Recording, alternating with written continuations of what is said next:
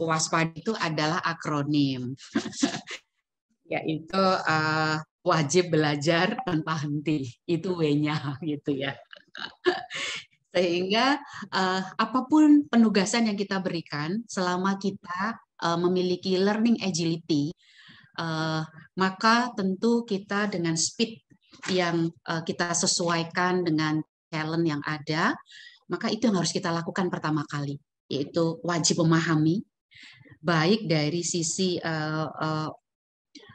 tantangannya ataupun challenge-nya, dan sehingga dengan terus belajar itu mengubah semua potensi yang kita miliki ini bisa terasah menjadi kompetensi. Kemudian A-nya saya terus selalu berpikir, ayo terus kalahkan rekormu gitu.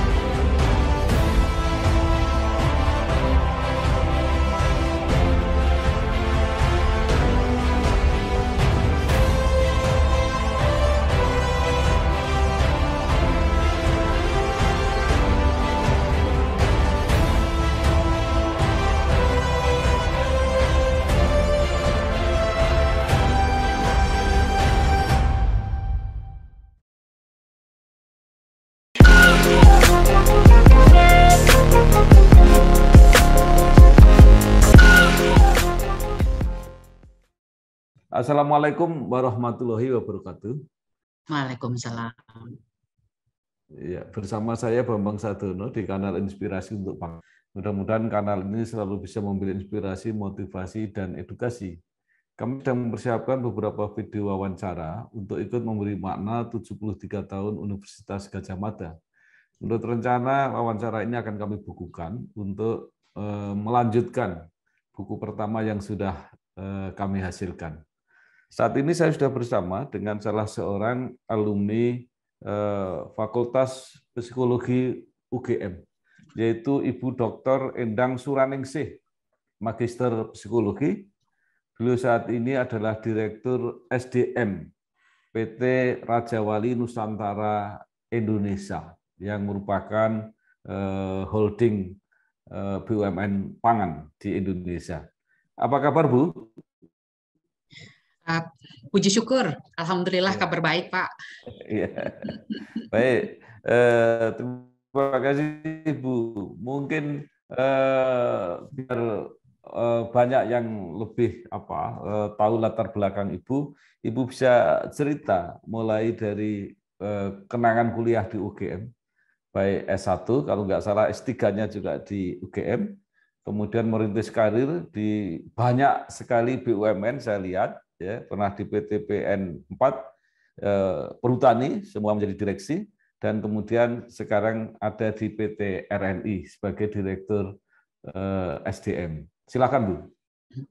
Baik, terima kasih Pak Bambang Sadono.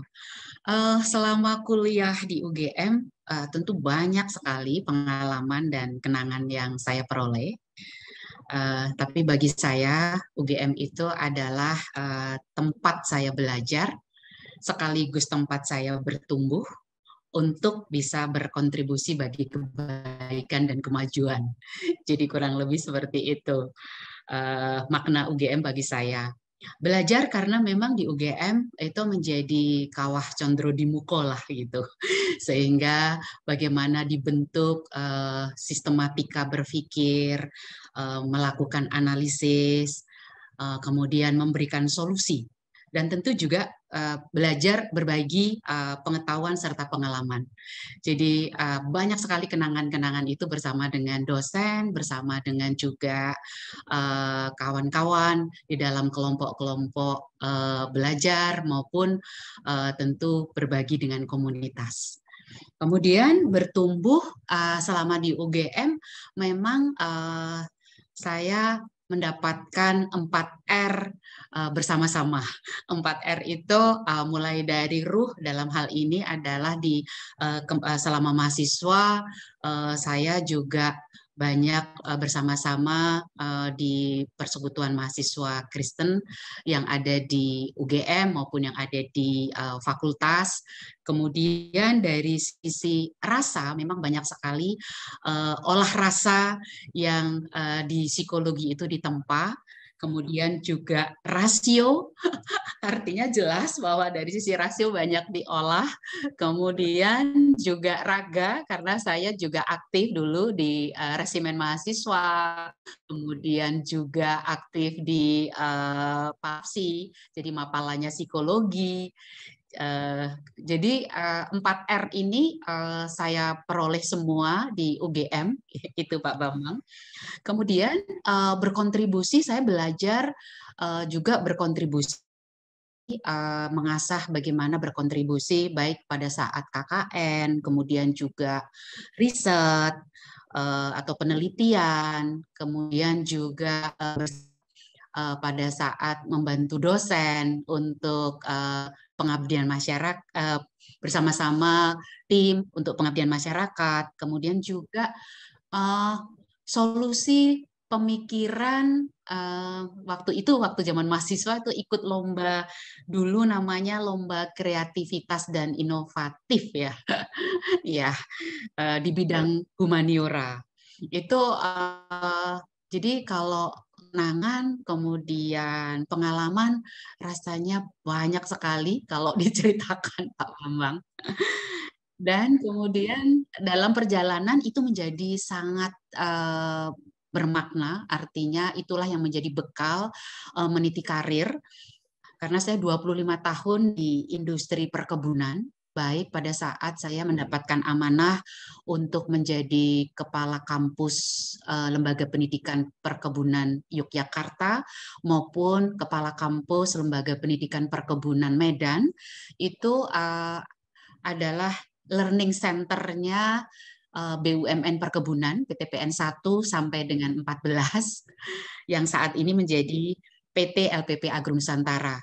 Kemudian berikutnya mendapatkan amanah menjadi Direktur SDM dan Umum di PT Perkebunan Nusantara 4 di Sumatera Utara.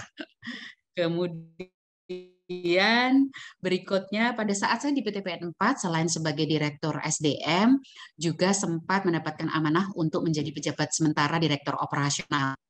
Kemudian itu mendapatkan amanah ke Perhutani, jadi BUMN Kehutanan sebagai Direktur SDM dan IT. Jadi selain SDM juga mendapatkan amanah untuk di IT. Kemudian setelah itu menjadi Direktur Keuangan dan SDM di PT Banda Gara Reksa Persero, itu di bidang logistik. Kemudian mendapatkan amanah yang sampai dengan saat ini adalah di RNI. Jadi RNI sempat awalnya menjadi Direktur Manajemen Aset, kemudian Direktur Manajemen Aset dan SDM. Setelah pasca holding ini, saya fokus untuk Direktur DM.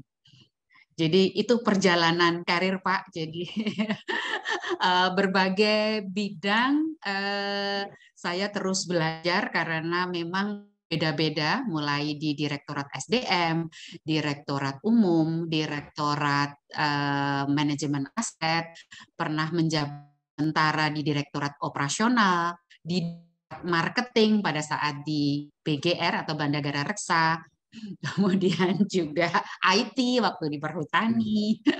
Kurang lebih seperti itu Pak Bambang.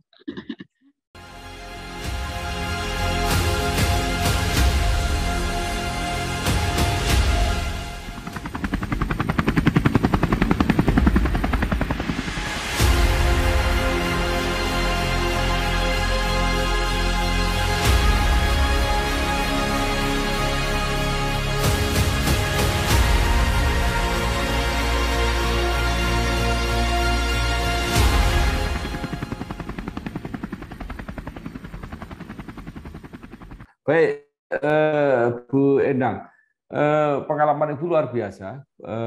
Basicnya adalah psikologi, tapi ketika bertugas bisa menangani macam-macam. Kalau SDM itu sudah biasa dari psikologi, tapi juga menangani IT, menangani masalah-masalah umum, ada manajemen aset, ada keuangan, ada marketing, menangani operasional itu berhubungan dengan masalah-masalah teknis perusahaan yang bersangkutan. Itu bagaimana cara menjalaninya, Bu?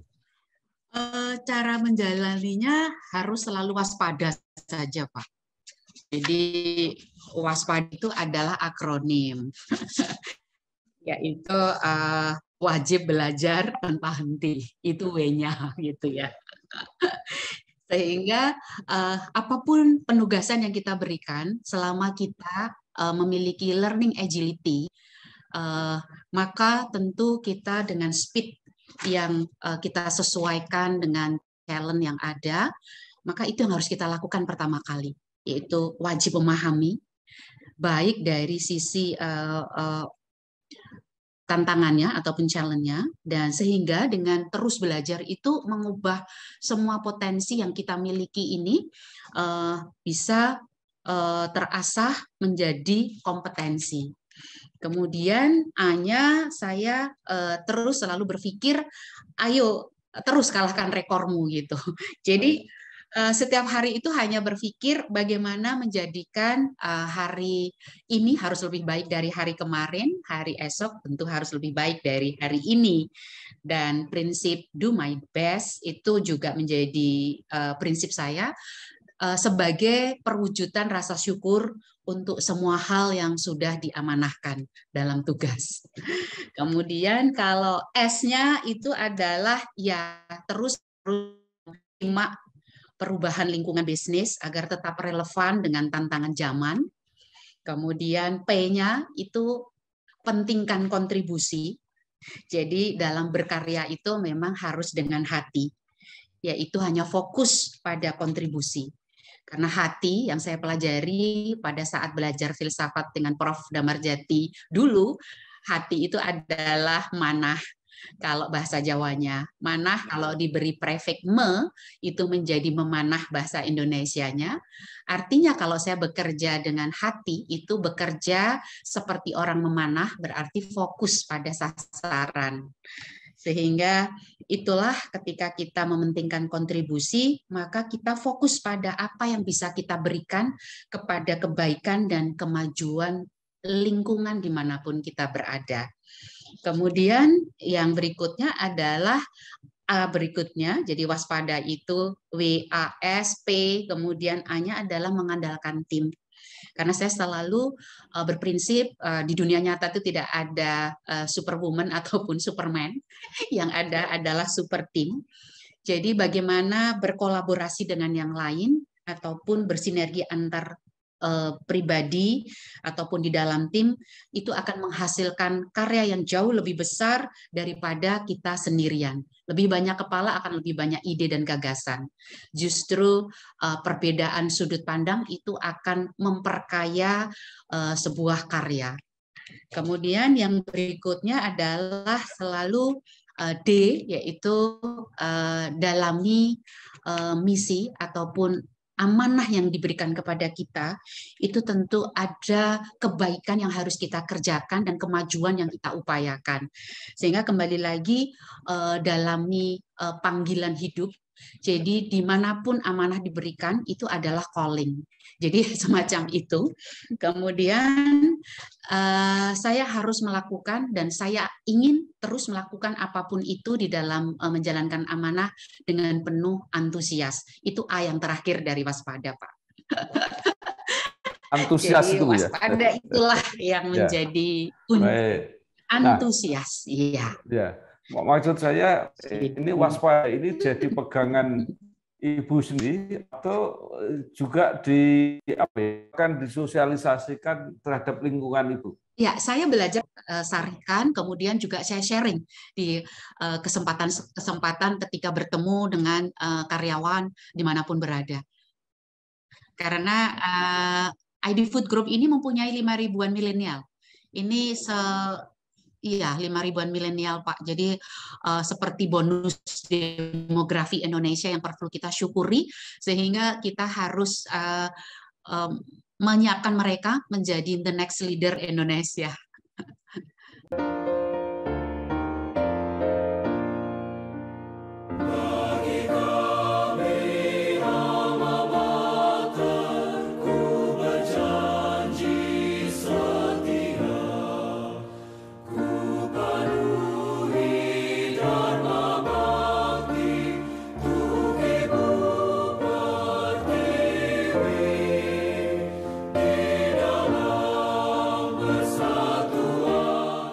Iya. Nah, Ibu pada waktu S3 studi doktor itu bidang yang dipelajari adalah psikologi industri. Betul. Nah, ini juga sekarang juga banyak yang memperbincangkan itu seberapa jauh sebenarnya peran psikologi ini terhadap dunia industri. Ilmu psikologi itu memiliki peran strategis ya Pak di dunia industri. Karena psikologi industri itu fokusnya adalah pada aspek manusia, aspek psikologis manusia gitu. Dan dalam konteks industri seperti kita pahami bahwa manusia itu merupakan penggerak modal lainnya. Jadi kan di industri pasti ada modal keuangan, ada modal informasi, modal teknologi, modal yang sifatnya bersumber dari alam, banyak modal-modal lainnya, tetapi sebagai penggeraknya itu adalah manusia. Jadi inilah peran strategis ilmu psikologi. Sehingga manusia sebagai penggerak modal-modal lainnya, modal manusia sebagai penggerak modal-modal lainnya inilah yang kemudian menjadikan peran strategis ilmu psikologi, sehingga akhirnya bisnis itu terus bertumbuh, berkembang, dan tentu juga harus terus berlanjut atau sustainable. Seperti itu, Pak. Nah, di psikologi contohnya yang kita pelajari yang bisa banyak berkontribusi, banyak sekali yang bisa diaplikasikan. Antara lain adalah quality work life. Jadi bagaimana menyeimbangkan, kalau di UGM tadi saya belajar, saya mendapatkan 4R. Di psikologi industri kita juga bagaimana melakukan quality work life. Ruh, rasa, rasio, kemudian juga raga. Kemudian juga konsep lain seperti konsep kompetensi yang layaknya gunung es. Jadi bukan hanya kompetensi yang kelihatan dari sisi hard kompetensinya, tetapi juga soft kompetensinya. Karena di soft kompetensi itu baik need, motif, traits, itu semua yang justru tidak kelihatan, namun menggerakkan perilaku manusia. Dalam konteks industri, peran leadership itu menjadi sangat kritikal, dan soft kompetensi itu menjadi penentu seorang leader. Karena apa? Karena di dalam soft kompetensinya itu terdiri dari aspek-aspek yang menjadi perilaku yang muncul ke permukaan dalam bentuk leadership-nya, baik dari sisi gaya maupun tipe kepemimpinannya. Kemudian yang lain juga dengan memiliki pemimpin yang transformasional, kemudian ini akan mengarahkan perusahaan mencapai ultimate goal-nya dengan memberikan best performance dari yang bukan hanya ditargetkan, tapi beyond, artinya melampaui target. Dan banyak sekali konsep-konsep di psikologi industri, termasuk diantaranya adalah bagaimana untuk melakukan quality work life, melakukan diantaranya adalah motion and time study. Kemudian banyak sekali Pak, kalau kita ulas.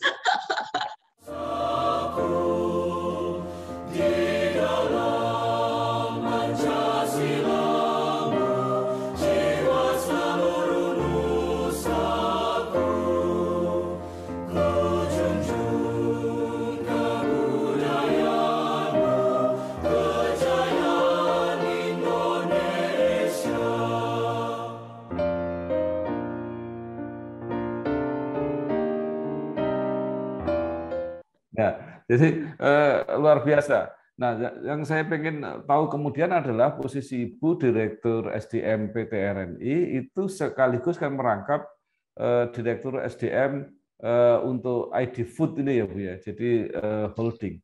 Nah, itu bagaimana cara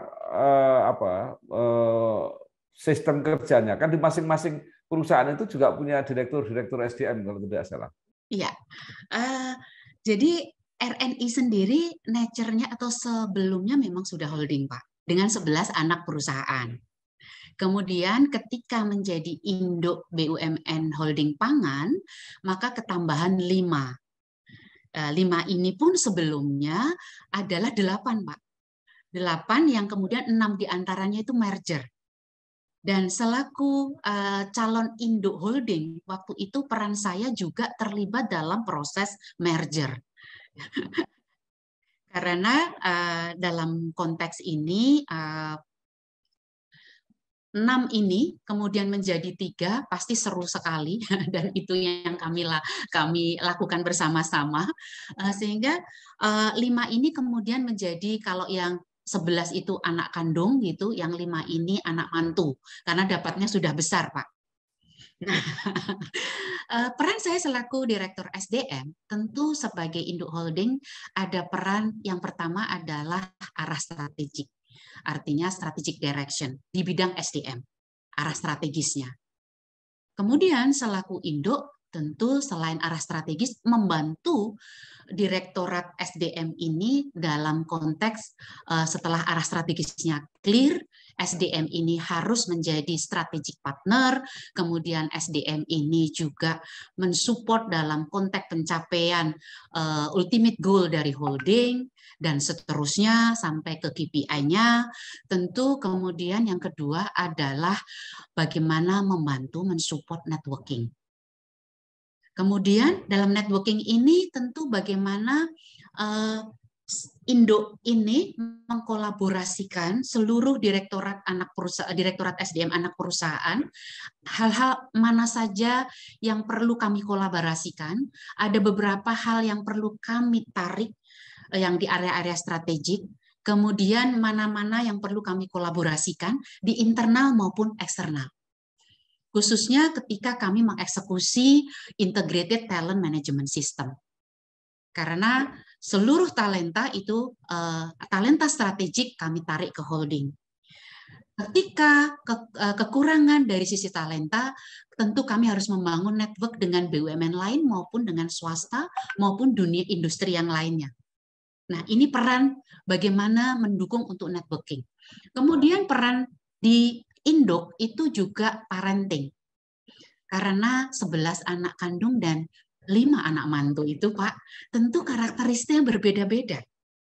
Karakteristik industrinya, kemudian kalau kita seperti parenting anak, itu kan ada life cycle di dalam sebuah korporasi. Mirip dengan ketika kita melakukan parenting terhadap anak kita. Ketika di life cycle-nya itu memasuki fase pertumbuhan, tentu treatment intervensinya akan berbeda dengan yang sedang decline, perlu turn around, atau yang kemudian mature yang perlu ini second curve untuk terus bertumbuh dan berkembang agar tetap sustain di industrinya. Jadi parenting itulah yang kami lakukan. Jadi selain dari sisi strategic direction-nya, kemudian dari sisi networking, membantu network atau mengembangkan networking-nya, kemudian juga parenting.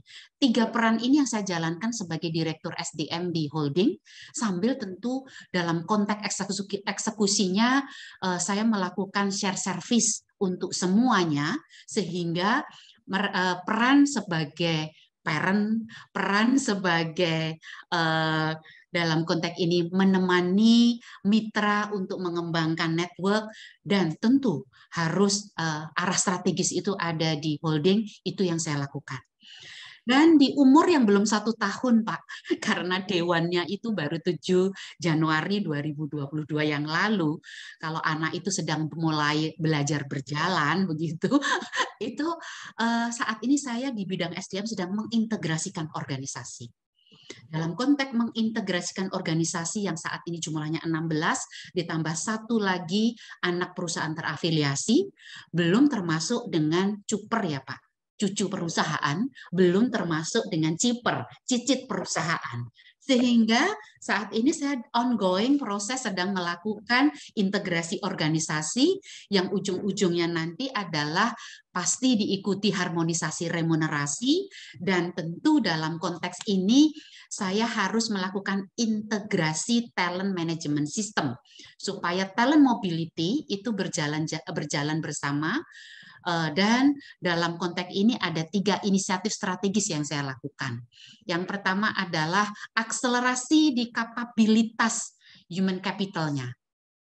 Kemudian yang kedua adalah bagaimana membangun budaya kinerja unggul. Kemudian yang ketiga adalah bagaimana meningkatkan atau mengembangkan engagement karyawan melalui share service. Nah, ini 3 inisiatif strategis ini yang saat ini secara serempak melalui 19 program kerja saya jalankan. Jadi sekarang ini sedang hektik-hektiknya karena dengan karakteristik yang berbeda, kemudian arah strategis perubahan model bisnis, kemudian fokus bisnis, model bisnis, kemudian proses bisnis, otomatis strategi yang berbeda, dan ini harus align dengan structure yang follow strategi yang bisa mensupport ini bisa strategi dieksekusi. Kurang lebih saat ini seperti itu, Pak Bambang. Bagi kami alma mater, ku berjanji setia, ku penuhi dharma bakti untuk Ibu Pertiwi di dalam persatuanmu jiwa seluruh bangsa. Itu tantangan ID Food ini kan luar biasa ya untuk mewujudkan ketahanan pangan. Tidak cukup hanya itu, tetapi juga petaninya harus sejahtera. Itu kita lihat cita-citanya itu. Nah, tetapi mohon maaf ya, kan tidak semua yang bergabung ini sehat. Betul. Perusahaan-perusahaan. Nah itu kan tantangan yang sangat berat. Apa mungkin itu terjadi penggabungan atau pengurangan SDM, kebijakan-kebijakan seperti itu. Artinya kan mereka harus jadi satu kesatuan yang sehat supaya misinya itu tercapai. Iya. Yang pertama, arah strategis di 2025 target ID Food itu clear, Pak. Bahwa kami harus memberikan kontribusi laba 2 triliun. Ya, sehingga itu challenge yang luar biasa. Tadi seperti yang Bapak sampaikan, tidak semua anak kami anak yang sehat. Kalau portofolio bisnis, kalau kita lihat misalnya kita petakan tidak semuanya star. Banyak yang sedang sakit. Sakitnya justru sakit yang sudah menahun dan sakit berat. Ada beberapa di antaranya. Ya. Kemudian ada anak yang sedang menuju sehat. Ada anak yang memang sehat, namun masih perlu ditingkatkan agar larinya cepat.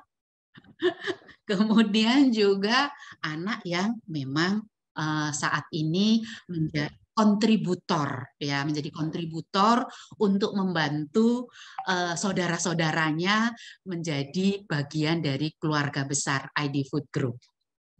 Jadi kalau betul challenge-nya seperti itu, dengan target di 2025 bahwa pendapatannya sendiri, pendapatannya itu di angka 21 triliun, dan kemudian labanya, ya labanya, kalau tadi labanya bukan 2 triliun tetapi labanya adalah 1 triliun. Jadi supaya mudah, waktu itu kami membuat 21 triliun pendapatan atau revenue, dengan 1 triliun itu adalah laba. Kemudian 2-nya lagi adalah mitra, yaitu 2 juta mitra, Pak. Mitra ini mitra petani, peternak, nelayan, petambak, UMKM, ini adalah mitra kami, Pak. Jadi dengan target itu, seperti yang Pak Bambang tadi sampaikan, challenging, iya. Namun semangat inilah yang kemudian menjadi tantangan ini menjadi penyemangat bagi kami, gitu ya, Pak. Kemudian kembali lagi bahwa SDM itu sebagai modal.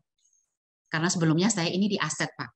Di aset tantangannya juga sama, karena aset dalam konteks aset fisik, kami memiliki 1.692 berdasarkan sertifikat yang tersebar di seluruh Indonesia, terdiri dari core dan non-core. Ini aset yang lainnya adalah aset sebagai modal manusia, human capital. Dan tadi tantangannya dengan profil ataupun portofolio anak perusahaan, portofolio bisnis anak perusahaan yang kondisi kesehatannya beragam. Ini yang tadi Bapak sampaikan, lalu bagaimana nih challenge-nya di SDM? Challenge-nya di SDM sangat luar biasa. Tadi makanya kami secara serentak 18 program saat ini berjalan dengan 3 inisiatif strategis yang saya sampaikan tadi, Pak. Kemudian apakah kemungkinan akan dilakukan right sizing? Nah, ini saat ini kami sedang mengintegrasikan organisasi, Pak. Dengan mengintegrasikan organisasi, kami sedang melihat membangun dari sisi kebutuhan atau formasi dibandingkan dengan target. Karena kan structure itu follow strategi, strategi ini follow strategic destination, yaitu arah strategis berarti visi dan misi. Jadi kami mengarah ke sana. Oleh karena itu dengan integrasi organisasi nanti akan terbentuk struktur organisasi makro dan mikro yang relevan dengan strategi yang akan dieksekusi untuk bisa mencapai visi, misi, kemudian tujuan, sasaran yang berujung pada target atau ultimate goal dari pembentukan holding pangan ini. Nah, permasalahan di bidang SDM-nya banyak sekali tentu selain dari jumlah, juga dari sisi kualitas. Dari sisi kualitas, inisiatif strategis yang saya lakukan adalah melakukan akselerasi kapabilitas human capital tadi, Pak. Karena pengelolaan SDM pun di masing-masing anak itu masih berbeda-beda. Hasil mapping yang kami lakukan, ada yang masih pada tahapan atau taraf manajemen personalia. Masih banyak administratifnya, masih melihat SDM itu lebih sebagai personalia saja, begitu ya, masih banyak. Kemudian ada yang sudah mulai masuk ke manajemen SDM dalam konteks human resources. Jadi mengelola sumber daya manusia. Nah, kemudian harapan kami akselerasi ke human capital. Tidak hanya menjadi sumber daya manusia, tetapi menuju manusia yang bersumber daya, yaitu menjadi human capital. Karena kalau human resources itu lebih fokus pada productivity, produktivitas SDM-nya saja. Tetapi kami terus harus bergerak menjadi human capital, yaitu menjadi manusia yang bersumber daya.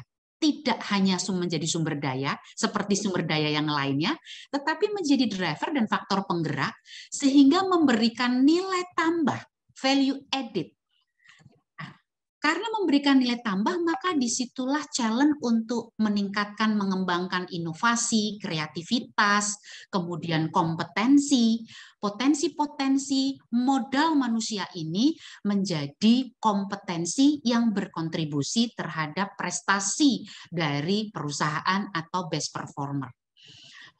Sehingga setiap SDM menjadi manusia yang bersumber daya menjadi capital yang kemudian bisa memberikan nilai tambah, dan setiap investasi pada modal manusia ini harus berkontribusi pengembangan perusahaan karena nilai tambah yang diberikan. Jadi itu challenge yang saat ini.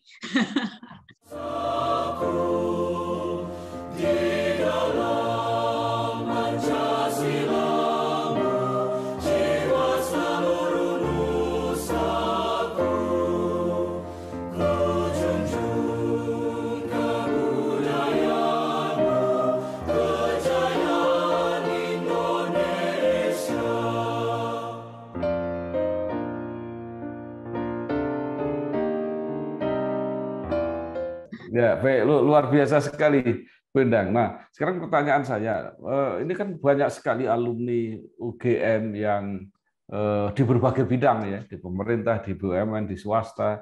Bagaimana pengalaman Ibu jaringan UGM ini membantu di dalam Ibu melaksanakan misi ini? Pasti kan harus berkomunikasi, berhubungan dengan pihak-pihak lain gitu.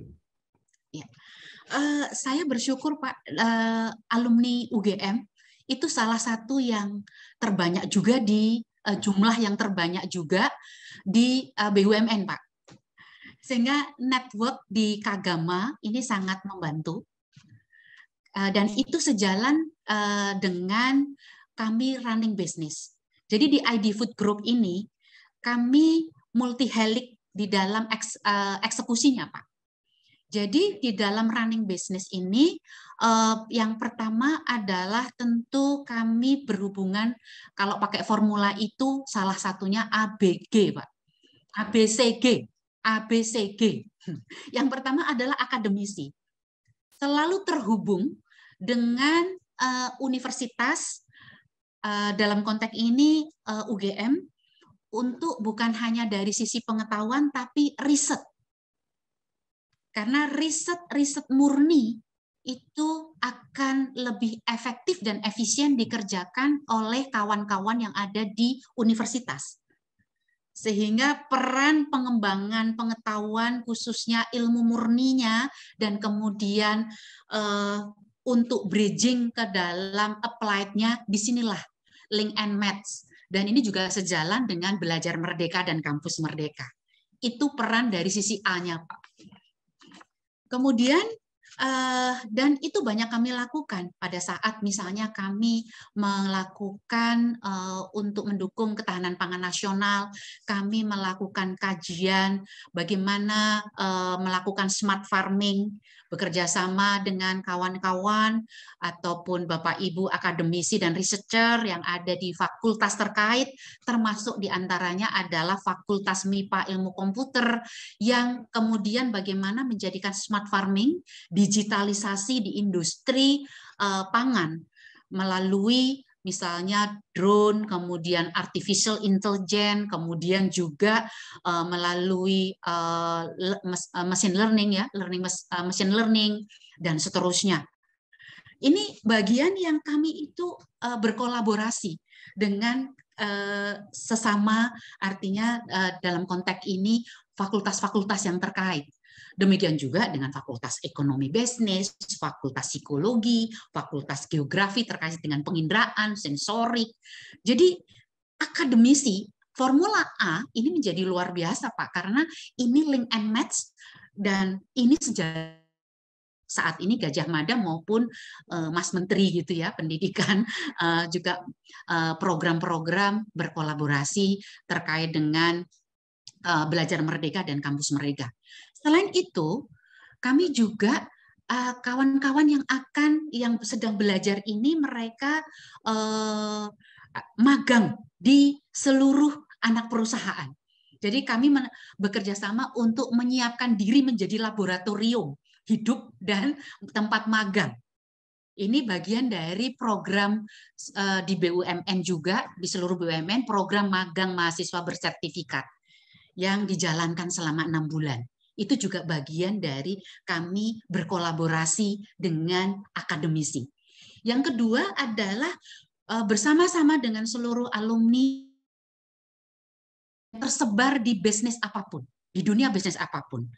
Baik di BUMN, yang kebetulan salah satu alumni terbanyak adalah Gajah Mada di BUMN, maupun di swasta, maupun yang bergerak di multinasional, maupun yang bergerak di UMKM, maupun yang di semua lini bisnis. Disitulah kami berkolaborasi di area bisnis, bekerja sama B2B maupun saling sharing knowledge untuk bisnis.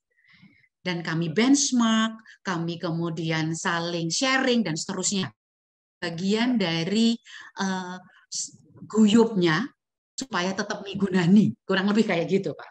Kemudian saya karena kawan-kawan di Kagama ini kan tidak hanya bergerak di bisnis, tapi juga berkolaborasi di komunitas, community.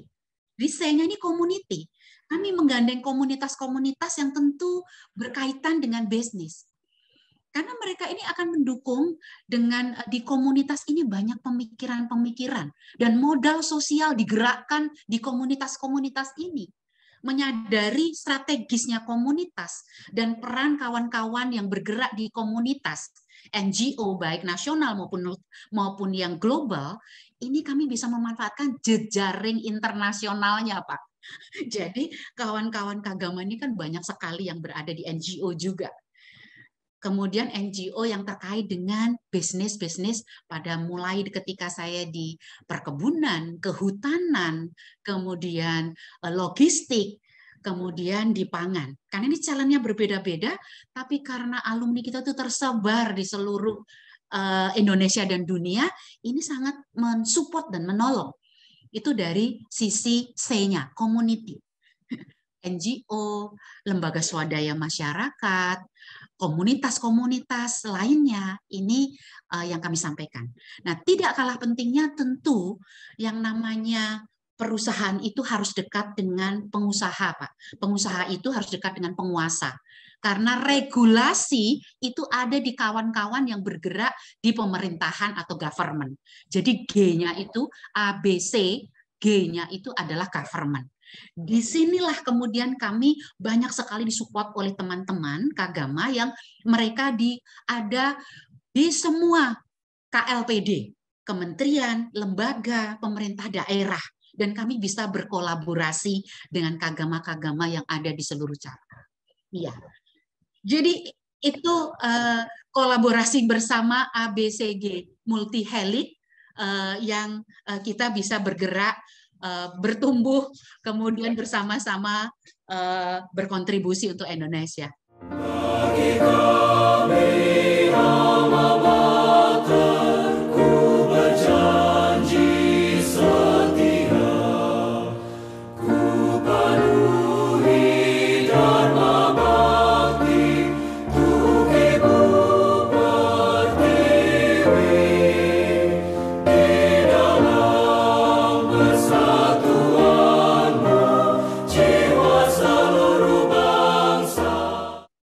Ya, baik Bu. Terakhir mungkin ada pesan atau harapan ya kepada generasi muda yang masih menjadi mahasiswa atau alumni-alumni yang baru. Apa yang harus mereka lakukan untuk merintis karir? Jadi seperti Ibu yang artinya bisa diterima di mana-mana pada akhirnya. Pesan saya 5K, Pak. Karena itu yang saya peroleh selama saya belajar dan bertumbuh di UGM, itu 5K, Pak. Yang pertama adalah terus mengasah kompetensi. Itu K yang pertama. Karena kompetensi ini adalah kekuatan mendasar yang harus kita miliki, baik soft maupun hard. Kompetensi ini kita asah karena kita memiliki potensi dan selama di UGM itu kita dikembangkan untuk siap kemudian digunakan agar bisa berkontribusi. Jadi yang pertama adalah asah kompetensi. Sehingga kalau bisa mengasah kompetensi dimanapun, kita akan tetap relevan dan mampu berprestasi tinggi. Itu yang pertama. Yang kedua adalah kecepatan. Ya, kecepatan. Karena dunia ini luar biasa perubahan yang terjadi. Apalagi masa pandemi kemarin itu mengakselerasi berbagai hal, utama digitalisasi. Sehingga kecepatan belajar, kecepatan mengambil keputusan, kecepatan beradaptasi, speed ini, kecepatan yang kedua ini menjadi kunci untuk kita bisa beradaptasi dengan perubahan lingkungan bisnis yang sedemikian disruptif saat ini. Jadi kita akan tetap relevan dengan peradaban dan tantangan zaman. Itu K yang kedua. K yang ketiga adalah dalam menghadapi tadi perubahan yang disruptif, yang membutuhkan kecepatan, juga membutuhkan yang ketiga, kematangan pribadi. Iya, karena kematangan pribadi inilah yang kemudian bukan hanya dalam menyelesaikan tugas kita, tapi wisdom. Ini yang saya banyak belajar di kota Jogja. Artinya pribadi ini pada saatnya nanti, mahasiswa ataupun kita yang memulai karir, pada saat kita menjadi pemimpin dengan kematangan pribadi, maka kita bisa membangun hubungan interpersonal yang baik. Karena di dalam dunia kerja ini tidak hanya cukup jerbasuki mawa beo, tetapi jerbasuki mawa konco. Artinya mawa konco inilah kita harus membangun hubungan interpersonal yang baik, interaksi dengan keberagaman, beragam sifat dan sikap manusia. Dan itu yang saya syukuri karena di Jogja itu belajar bagaimana managing diversity, mengelola keberagaman. Sehingga disinilah kemudian tertempa selama di UGM itu adalah mematangkan pribadi, yaitu kematangan pribadi. Itu K yang ketiga. Kemudian K yang keempat adalah keberanian, Pak. Next, sebagai seorang pemimpin, baik adik-adik mahasiswa maupun yang merintis karir, selain kematangan, selain tadi kompetensi, yang kedua adalah kecepatan. Karena challenge ini semakin disruptif. Berikutnya adalah agar kita tetap bisa mengambil keputusan yang tepat dan kita bisa berkolaborasi dengan yang lainnya, perlu memiliki kematangan pribadi. Yang keempat adalah keberanian atau nyali di dalam mengeksekusi. Karena tantangan itu begitu banyak, intervensi itu begitu banyak. Bagaimana kita tetap berani mengeksekusi dengan tetap terutama di dalam mengawal perubahan dimanapun kita berkarya untuk kebaikan dan kemajuan. Sehingga disitulah dibutuhkan nyali, dibutuhkan keberanian untuk bertindak, untuk kemudian mengambil keputusan.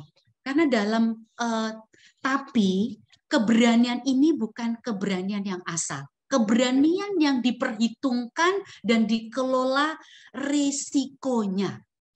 Jadi mitigasi risiko sehingga dengan keberanian yang cukup maka kita akan bisa mencapai outcomes, bukan hanya mencapai target tapi beyond, yaitu melampaui.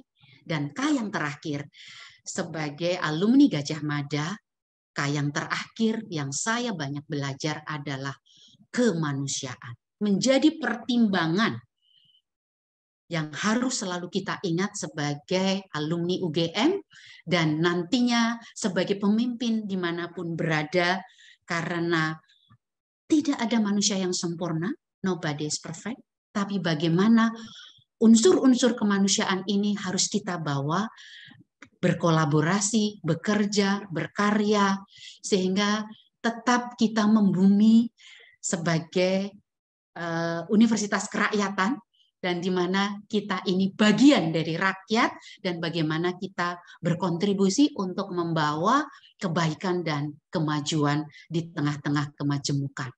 Kemanusiaan menjadi pembungkus seluruh K tadi, Pak. Itu 5K yang saya pesankan. Baik, terima kasih sekali, luar biasa, Dr. Endang Suraningsih, Magister Psikologi. Maaf, saya bukan magister psikologi, tapi magister manajemen, Pak. Oh, iya, baik. Dr. Endang Suraningsih, Magister Manajemen. Iya. Saat ini adalah Direktur SDM PT Raja Wali Nusantara Indonesia Holding BUMN Pangan. Banyak sekali sudah disampaikan. Mudah-mudahan ini memberi inspirasi dan motivasi kita semua. Saya baru pertama kali mendengar kalau Jerbasuki Mawa Beo itu sudah biasa, tapi ada tambahan baru yang luar biasa, Jerbasuki Mawa Konco. Ini yang saya kira orang tidak selalu yang namanya modal itu berbentuk uang, tapi juga berbentuk apa ya, sosial. Luar biasa sekali, Bu. Mudah-mudahan banyak gunanya bagi kita semua, Amin. Terutama bagi generasi muda. Terima kasih, sukses terus di dalam berkarir, dan semua mudah-mudahan kembali juga buat Ibu sendiri. Terima kasih. Wassalamualaikum warahmatullahi wabarakatuh. Waalaikumsalam. Sehat selalu, Bapak.